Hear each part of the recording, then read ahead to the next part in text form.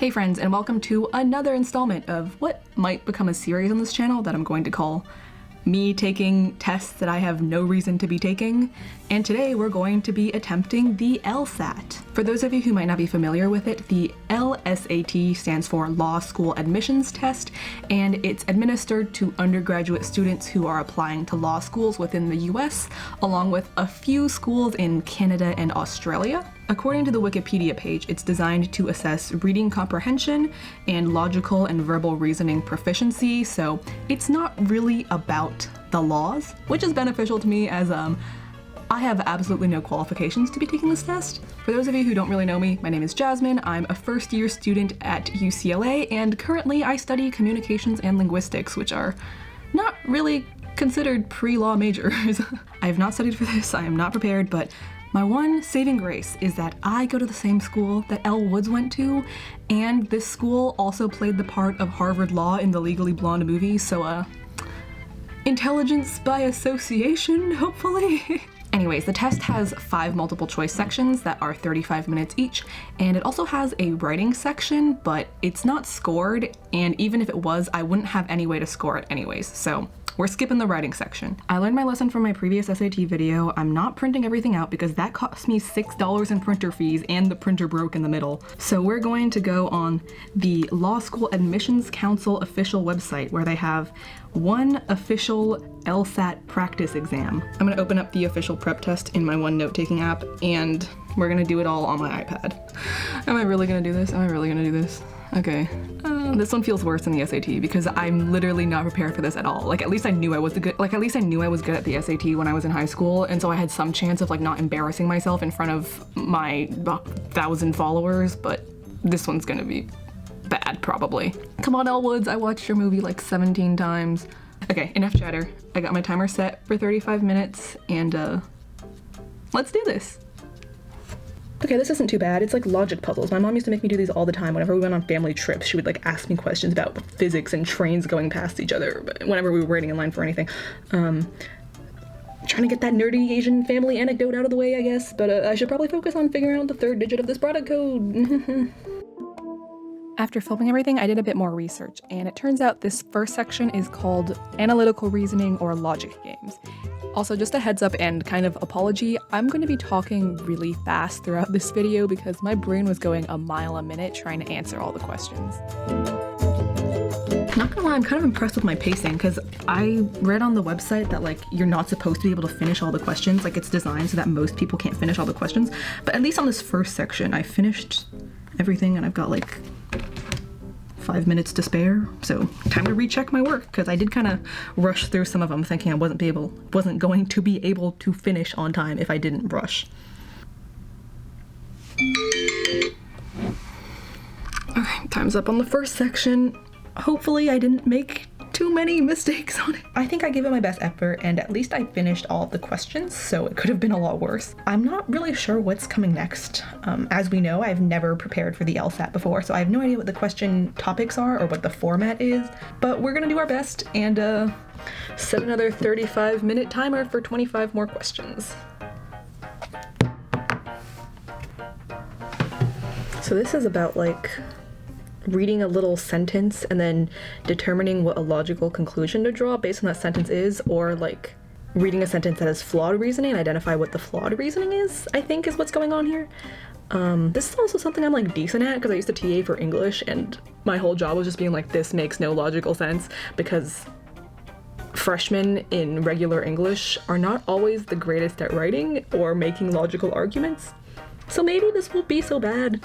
I should focus on like trying to get through all 25 questions before my time is up though, because it takes me a while to read these. Like, each question is like a quarter or a half of a page, if you can see that at all.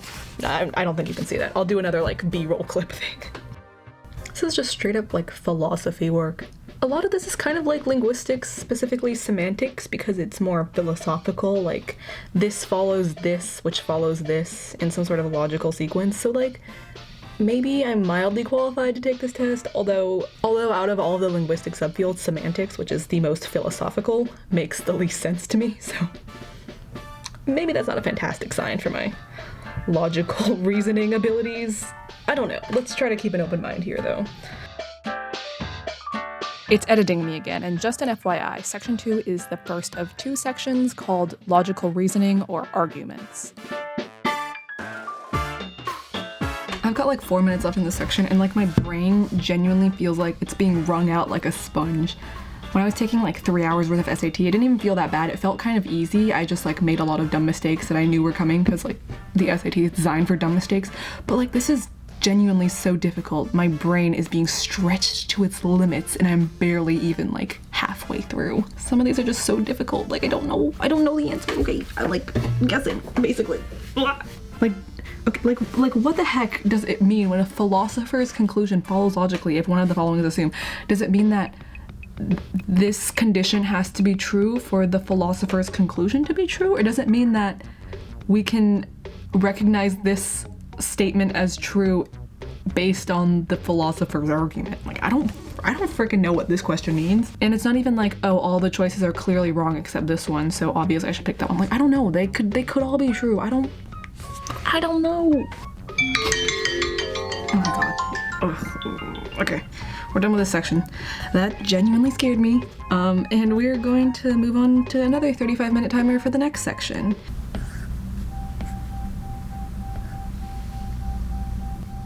Is someone playing the piano? Can you guys hear that? Whatever. Gotta focus on these logical reasoning. What is the best answer? Does this have a logical conclusion, hypothesis, analysis? All the logical reasoning buzzwords are just stewing in my brain right now. As I kind of previously mentioned, section 3 is meant to be pretty similar to section 2. They're both called logical reasoning or arguments. So far, every answer on this page has been E. That makes me really suspicious. First of all, I apologize for being overexposed this whole time, but also I feel like this section wasn't as hard as the previous one, even though I thought the questions were pretty similar. I've got like 6 minutes left and I'm already rechecking my work, and I don't have as many that I'm completely dumbfounded by, so thumbs up, I guess. I've just finished section 3, and looking through the rest of the test packet, I appear to only have one more section of multiple choice left, even though the answer sheet has 5 multiple choice section boxes. By the way, I did a little bit more research after filming that section, and it turns out the LSAT's 5th section is actually usually an experimental section, so it wasn't in the official released practice thing. Hey, at least it's a little bit less work for me. Based on what I'm getting so far, it seems like the main purpose of this section is reading a passage and then identifying the main points and arguments and reasoning stuff. It kind of feels like the SAT, I'm not gonna lie, except it's less like trick question-y and a lot more difficult reasoning. So yeah, as I kind of alluded to, this last section is about reading comprehension.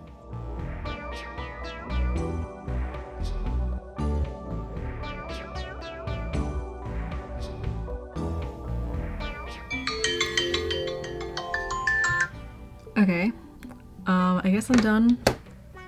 That last passage reading section was very difficult, I'm not gonna lie. It was just like the ambiguity of it all. It says like pick the best response, but like so many of them could have been the best response. Like they were all like equally good responses. Like you could always narrow it down to like 2 are obviously wrong. This one is like 50%, but then the other 2 were like roughly equal in how right they might be. At least to me, the clearly uneducated non-law student. I guess I'll check my answers now. I'm kind of scared, I'm not gonna lie, because I'm probably gonna just like the previous one, like I don't know why I care so much, honestly, because like I'm not going to law school, I'm not studying to be a lawyer, but I feel like it would be embarrassing for me to do really badly on this for some reason. I'm not very confident in this though. I think I'll be like slightly below average in my performance, especially because like the people who I'm averaging my comparison to are 4th year college students who have prepared to attend law school. The scores are from 120 to 180, and I honestly have no reference point for what a good score is, except that Elle Woods is really good because she got a 179. So I'm gonna make my prediction that I will be somewhere in the 27th percentile approximately. D-E-D. Alright, first 10 correct. That's 10 points in the bank. B, D, C, D, B, A. No way, I got 100% on the little logic puzzle section. Let's go. I'm killing it. Fantastic. We'll write down on my cute little mini post-it notes that on section 1, I got -0. Section 2 through 4 probably won't go so well. Yep, I already got number 3 wrong in section 2, but that's okay. Oh, okay, I was debating between 2 answers for number 19, and it was my second choice answer that ended up being correct. It's alright, no worries. It's a little bit validating to know I wasn't too far off. That could have definitely gone worse. I got 2 wrong on section 2 out of 25. That's not terrible. I'm such a perfectionist, though, that like my brain is like, you got 2 wrong? You suck. But I'm training myself to be nicer to myself about this stuff, and considering, again, that I literally did not prepare for this at all, 2 wrong is not bad at all. I'm worse at section 3 than section 2, even though I didn't think it was that much worse, so no, that was my second choice answer as well. Look at me, always getting the ones that I'm 50-50 between incorrect. 4, only 4? That can't be right. I thought I got more wrong. Number 12, 16, 18, number 24. Okay, so I got 5 wrong. I think I just forgot to mark one of them. -5 on section 3. Let's move on to section 4. I feel like section 4 was the hardest, so I'm not expecting very much here, I'm not gonna lie. I'm on a incorrect streak. Oh, 19's correct. Whew. E and C, so -3 overall on section 4. Now let's compute my overall score. I'm gonna add this up with a calculator, I don't trust myself. That is 90 as a raw score, and then if we convert that to a reported score, that is 168. What does that mean? Since this is a 2007 test, that puts me in the 95th percentile according to CambridgeLSAT.com. That's pretty impressive, I guess. Let me see if I can find another source to make sure. Another source says 95th, so I think around there. That's like not too bad, I think. Okay, so going by LSAT scores alone, not including GPA, although I have a pretty high GPA right now, but that's because I studied linguistics and communications, which is not exactly known to be a very difficult set of majors. But going by LSAT score from 25th to 75th percentile range, I'm within that set of possibility for NYU, University of Pennsylvania, University of Chicago, University of Virginia, Michigan, Northwestern, Berkeley, like all these fancy frickin' schools. And I'm like within the top end of the range for Cornell, Georgetown, UCLA, UT Austin. Like what the hell? There's no way. Like this must be a faulty test. I don't know, it just feels so awkward listing out all these fancy school names because like it feels like I'm flexing something that isn't even real. Cause like I don't even know if I did well. I don't really strongly believe I did that well either. Cause like, I don't know, getting 32 points off of a full score doesn't feel that great to me, but I understand this is the kind of test where like no one is supposed to get the full score. So yeah, I'm sure it's quite clear at this point that I don't really know that much about the LSAT. So if you have comments, reactions, interpretations, or just why the hell did you do this to yourself, please leave that in the comments below. I hope you found this particular instance of academic masochism somewhat interesting. I upload new videos about student life on this channel every week, and you can visit my Instagram, my TikTok, and my second channel for some sporadic and vaguely study-related content. See you next time!